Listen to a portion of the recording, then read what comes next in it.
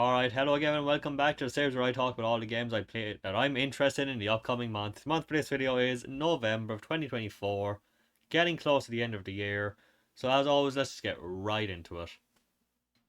Suppose before getting into the games, I will say at sometime probably in the next 2 weeks, usually around the 12th I think, we get the nominations for the Game Awards for 2024, which is always going to be fun. I also am going to do some kind of reaction to that, I could post something about it, but half the time 90% of the categories are stuff I haven't played or know nothing about, like the esports stuff, the best in multiple categories. I'm usually very out of touch with half of these, so I usually don't. This year I'm fucking committing myself. I'm doing it. I don't care if 90% of it is just like, haven't played it, haven't played it, haven't played it, never heard of it. I'm doing it. But yeah, let's get into the actual games. Fuck's sake.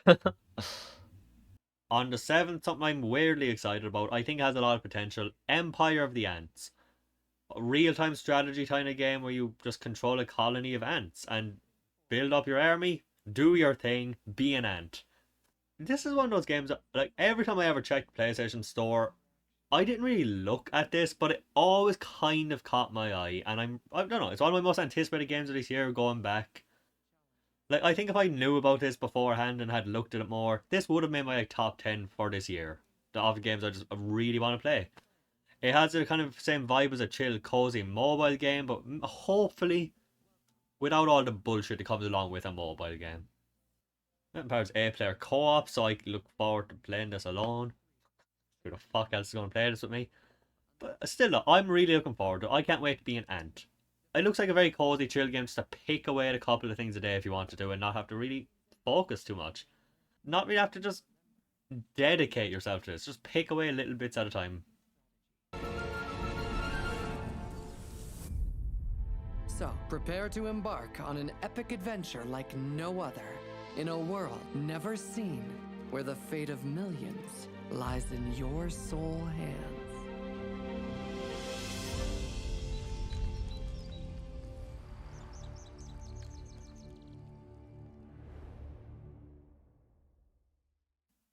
Also on the 7th, we have Mario and Luigi Brothership, the latest entry in the Mario and Luigi franchise, which, it's hard, I don't know. I loved the first one when I played like 20 years ago, probably at this point. I remember having a good fun with the Brothers in Time, I think, whichever one. Partners in Time, that was the one. Bowser's Inside Story was a blast. But other than the first one that I played, I think, with my brother a lot, I never finished one of these. But I always enjoy them while I'm playing. I just get to a point where they go on a bit too long and I just get kind of burned out. I'm looking forward to it though. It might be the first Switch game I buy relatively new, because it's kind of just lying there in a corner. Sometimes I throw it on for about 20 minutes, but it'd be nice to have something good to play on. And this looks like it's the same silly Mario and Luigi formula, but I don't know.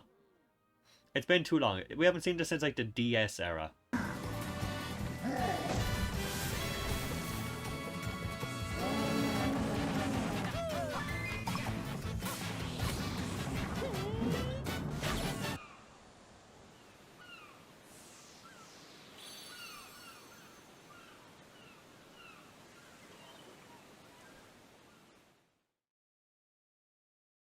On the 8th, we have brand new project from the creative guy behind Silent Hill. I don't know if this is his first game in a while or not, but Slitherhead finally releases on the 8th. Which I know people have been looking forward to this for a while, and I've been looking forward to seeing more. I don't know how it looks. It really gives kind of indie third-person hack and slashy vibes, which I'm not saying is a bad thing, but some of the monster designs look cool, some of the concepts look fun, but really I'm very unsure about this. I will definitely check it out, just legacy behind it alone. I'm sure it'll be a creative little fun game, but we'll see what the mind behind Silent Hill can come up with in his own little game.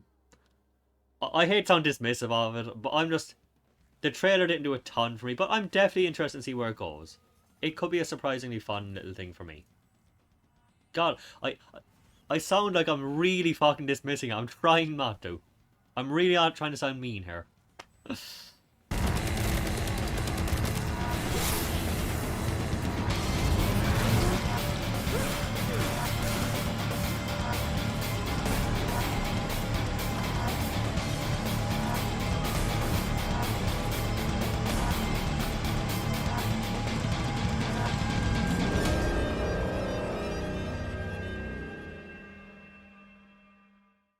On the 12th, we have Tetris Forever. Apparently, it's a mix between documentary and some games. I like Tetris. And that's very much kind of like what the whole project is. It's an interactive documentary, and now here's an interactive bit of history that you're making with Tetris Time Warp. You start off playing modern Tetris. As you're playing the game, every time you level up, which is clearing 10 lines, you'll get a special Time Warp Tetramino. And if you clear a line, you time warp into that era.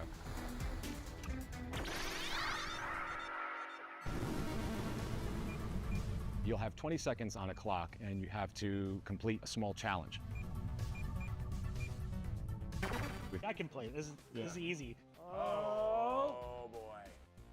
So that's Tetris Time Warp. It's part of Tetris Forever coming out later this year on PC, Xbox, Switch, and PlayStation.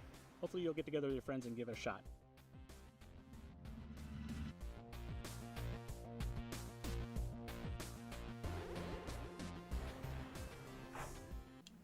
On the 14th, one that completely caught me off guard here. Beyblade X1. I know nobody really gives a shit about Beyblade anymore, but I played the shit out of this as a kid. Also, look at this thing. Remember manuals? Remember this? Look at this thing. Sorry. But yeah, I played the shit out of that as a kid. I might pick this up. I hope it's a cheap enough game, because the idea of paying full price for a Beyblade game, which, let's be real, 90% of the time it's going like, boom. You're going to be twirling a stick, and every once in a while maybe, I don't know how Beyblade has evolved in the last 20 years, but I miss Beyblade. I might pick this up. If it's cheap enough, definitely. Online battle functionality. Compete against bladers from around the world and aim for the top. Experience the new era of Beyblade battle with numerous evolved elements.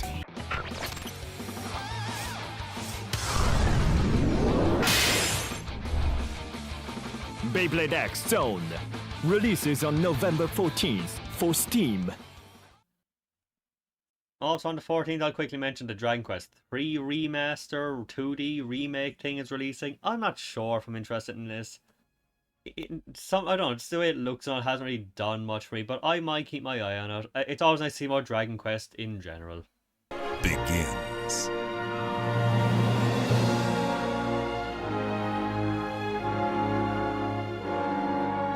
Dragon Quest 3 HD 2D Remake.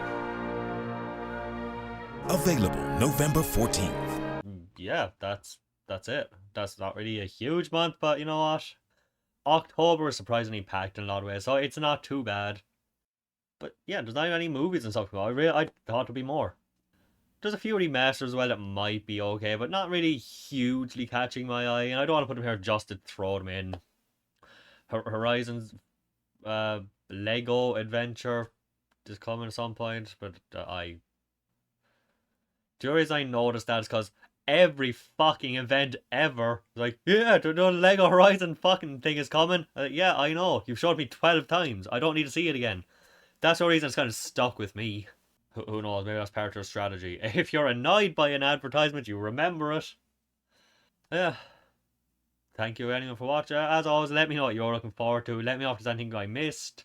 Who really cares about anything else except for the ants? That's all that matters. But yeah.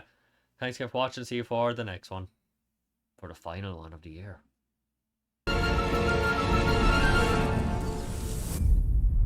So, prepare to embark on an epic adventure like no other.